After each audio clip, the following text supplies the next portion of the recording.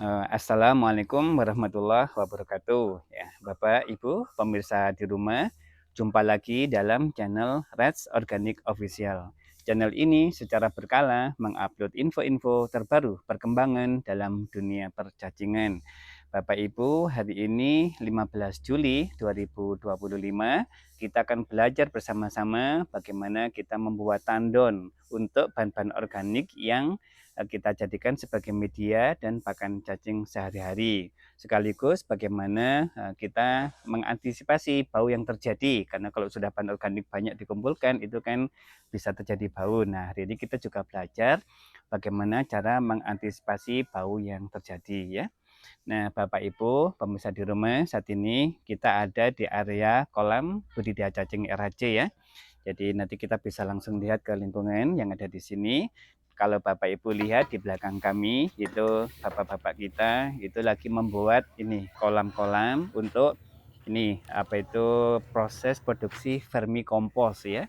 Jadi memang di RAJ kan kita terus melakukan inovasi untuk membuat berbagai macam produk ya yang dari cacing ini. Salah satunya yaitu kita membuat produksi vermikompos yang apa itu nanti dimasak di dalam kolam-kolam yang sudah dibuat bapak-bapak yang ada di belakang sana ya. Itu totalnya ada sekitar 33 kolam, di mana masing-masing kolam itu menampung sekitar 5 ton vermikompos gitu. Baik, kembali untuk kegiatan kita hari ini, yaitu kita akan belajar bersama-sama bagaimana kita membuat tandon sekaligus antisipasi bau yang terjadi. Baik, mari kita langsung ke lapangan.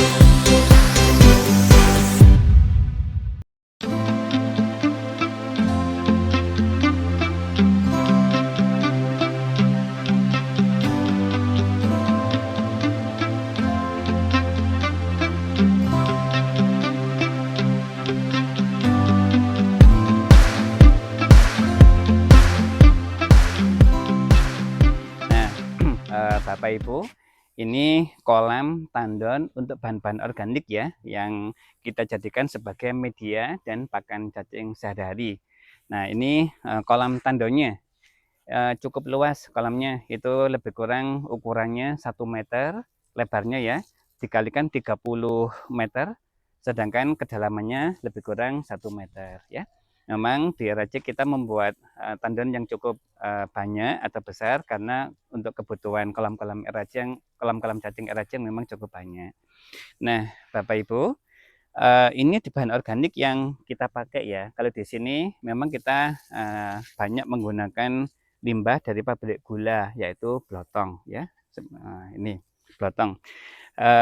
Bapak Ibu sebetulnya bisa juga menggunakan bahan-bahan organik yang lain. Misalkan bisa pakai kotoran sapi atau kotoran kambing mungkin, atau mungkin limbah dari log jamur. Atau Bapak Ibu bisa juga menggunakan cacahan depok pisang, nanti dimasukkan ke dalam tandon ya, untuk stok media dan sekaligus makanan ya.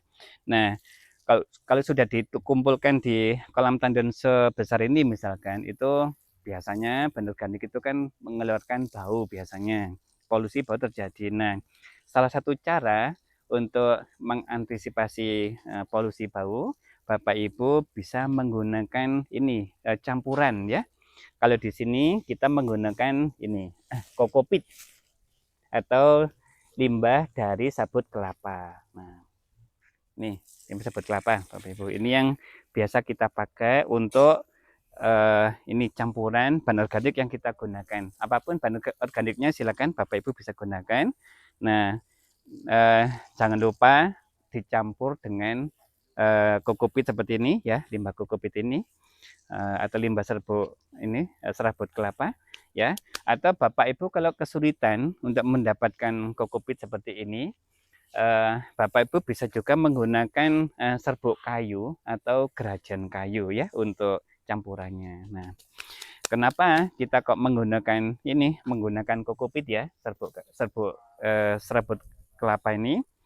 Karena memang ada beberapa tujuan. Yang pertama, serabut kelapa atau kokopit ini itu bisa mengikat bau atau menetralisir bau yang terjadi ya.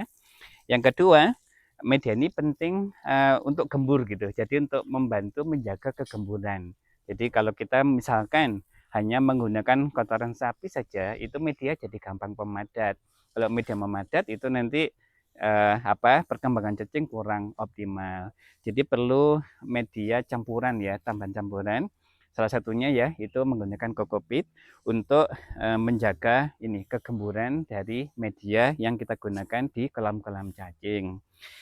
Juga kokopit ini kan mengandung P yang tinggi ya, unsur fosfat yang tinggi. Itu sangat membantu dalam proses ini fase generatif atau fase pembuahan. Jadi nanti vermikompos yang dihasilkan itu akan maksimal ya, selain untuk kegiatan vegetatifnya, pertumbuhannya juga akan maksimal untuk pembuahannya gitu. Itu kenapa kita campur dengan kokopit. Tapi sekali lagi Bapak Ibu untuk campuran kalau memang Bapak Ibu bisa menggunakan kokopit itu bagus. Tapi kalau nggak dapat ya Bapak Ibu bisa menggunakan serbuk kayu biasa untuk campuran bahan organik yang diberikan. Nah, Bapak Ibu supaya supaya baunya itu hilang gitu, itu kokopit atau serbuk kayu yang digunakan itu biasanya itu perbandingannya 1:3 ya, 1 sak kokopit 3 sak untuk bahan organik yang dipakai, misalkan kue sapi silakan, plotong silakan, jajan tepung pisang silakan, kompos daun-daunan silakan, log jamur silakan, ya 1:3, 1 kokopitnya, yang 3 itu bahan organik yang dipakai ya, campur jadi 1, baru kita masukkan ke dalam tandon gitu seperti di sini. Jadi kalau udah kayak gini baunya sudah hilang ya atau berkurang banyak. Sekarang kita bisa langsung melihat ini ya kondisi di kolam ya yang menggunakan ini media campuran dari ini. Kalau di sini kan plotong dan kokopit. Mari kita ke lapangan. Itu Bapak Ibu bisa melihat teman-teman kita lagi kegiatan rutin harian penyiraman ya.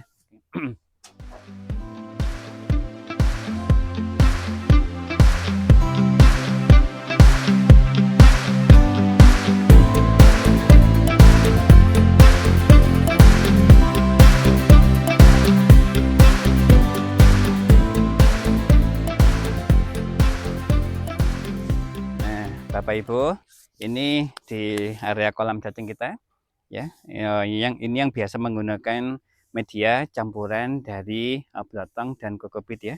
Ini kokopitnya juga masih terlihat.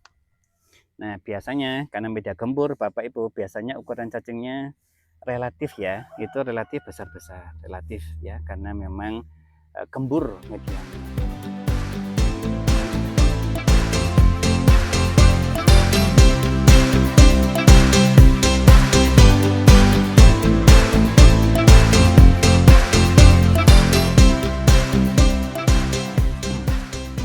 Nah, Bapak Ibu pemirsa di rumah, itu tadi ya pembelajaran kita hari ini. Kita membuat tandon untuk bahan-bahan organik yang kita gunakan sebagai media dan pakan cacing sehari-hari.